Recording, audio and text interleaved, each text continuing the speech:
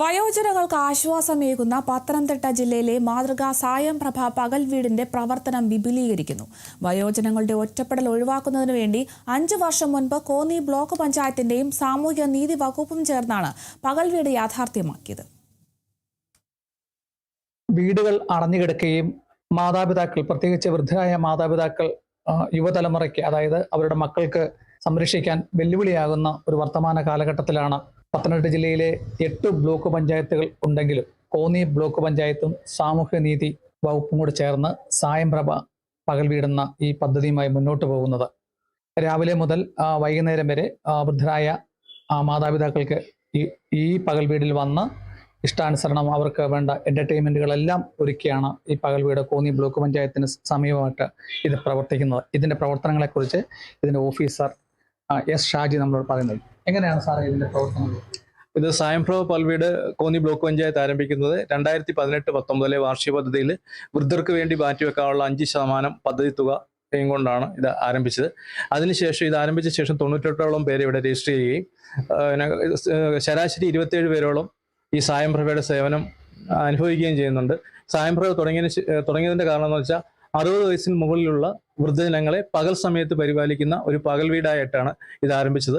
ഇപ്പോൾ സർക്കാർ ഈ പകൽ വീടുകളെല്ലാം സായം പ്രഭ പകൽ വീടെന്നാക്കുകയും ജില്ലയിൽ നിന്ന് മാതൃകാ പകൽ വീടായിട്ട് കോന്നി ബ്ലോക്ക് പഞ്ചായത്തിന്റെ സായം പ്രഭ പകൽ വീട് മാറുകയും ചെയ്തു. കേരളത്തിലെ ഒരു പ്രത്യേക സാഹചര്യം എന്ന് പറയുന്നത് പ്രവാസികളെ ആശ്രയിച്ച് ജീവിക്കുന്ന ഒരു സമൂഹമാണ് കേരളത്തിലുള്ളത്. അതുകൊണ്ട് ഇവരുടെയൊക്കെ മക്കൾ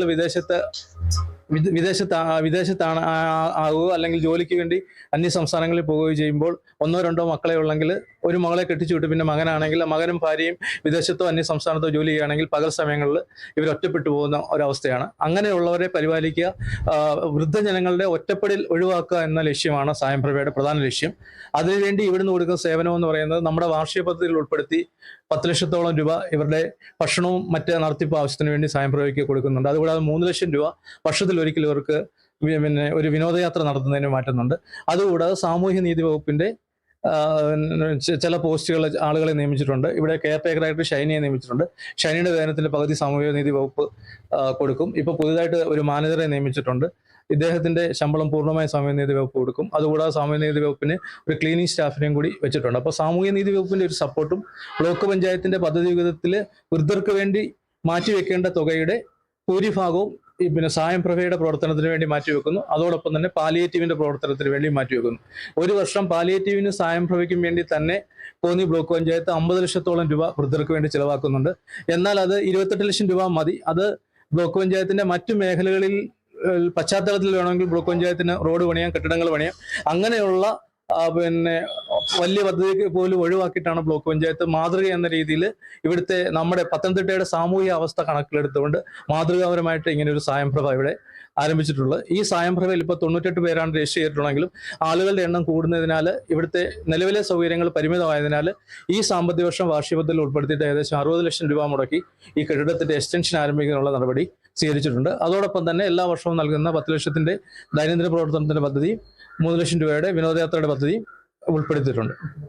എന്തൊക്കെയാണ് ഇവരുടെ ആക്ടിവിറ്റീസും മറ്റ് ഭക്ഷണകാര്യങ്ങളൊക്കെ നല്ലതാണ്? രാവിലെ ചായ, 3 നേരം ഭക്ഷണം, മറ്റ് കാര്യങ്ങളെല്ലാം ഇവിടെ കൊടുക്കുന്നുണ്ട്. എന്തൊക്കെ ആക്ടിവിറ്റീസ് ആണ്? നമ്മൾ ഏകദേശം 10 മണിക്കാണ് ഇവിടെ ആരംഭിക്കുന്നത്. 10 മണി മുതൽ ആൾക്കാരെല്ലാം വന്നു തുടങ്ങും. രാവിലെ സ്നാക്സ് ആയിട്ട് അത് എന്താണോ നമുക്ക് ഇലയടയോ അങ്ങനെ ആവിയിൽ വേകുന്ന അങ്ങനെയുള്ള ഫുഡായിരിക്കും. ചായയും ഉണ്ട് അതിൻ്റെ കൂടെ.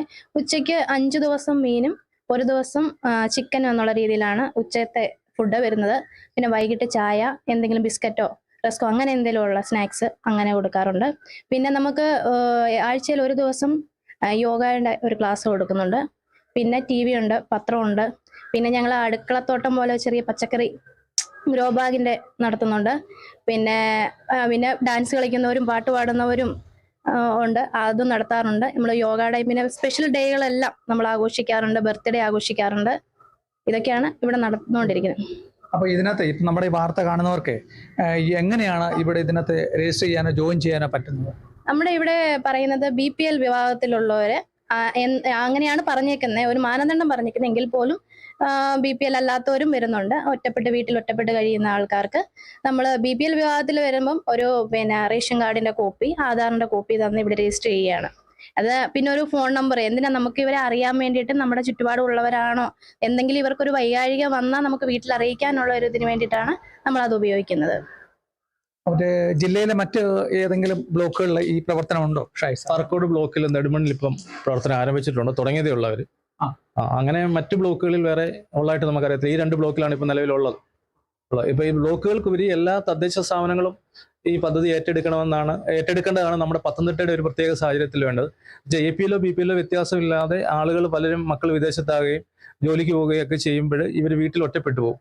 അപ്പൊ ഈ ഒറ്റപ്പെട്ടു പോകുമ്പോൾ പകൽ സമയത്ത് ഇവർക്ക് ഒരു വയ്യാഴി ഉണ്ടായാൽ പോലും തൊട്ടയലോക്കത്തും ആളില്ലാത്ത ഇതുപോലെ അവസ്ഥയാണെങ്കിൽ ഇവർക്ക് മെഡിക്കൽ കെയർ കിട്ടാതെ അതിന് ഒരു ബുദ്ധിമുട്ടുണ്ടാകുക. അങ്ങനെയൊക്കെയുള്ള സാഹചര്യം ഒഴിവാക്കാൻ വേണ്ടി ഇത്തരത്തിലുള്ള സ്വയംപ്രഭകൾ അനിവാര്യ ഘടകമാണ് നമ്മുടെ സമൂഹത്തിൽ. അങ്ങനെ സമൂഹത്തിന് ഒത്തിരി മാതൃകാപരമായിട്ടുള്ള പ്രവർത്തനങ്ങളാണ് ഈ കോന്നി ബ്ലോക്ക് പഞ്ചായത്തിന്റെ നേതൃത്വത്തിൽ മാതൃക സ്വയംപ്രഭ ഇവിടെ പ്രവർത്തിക്കുന്നത്.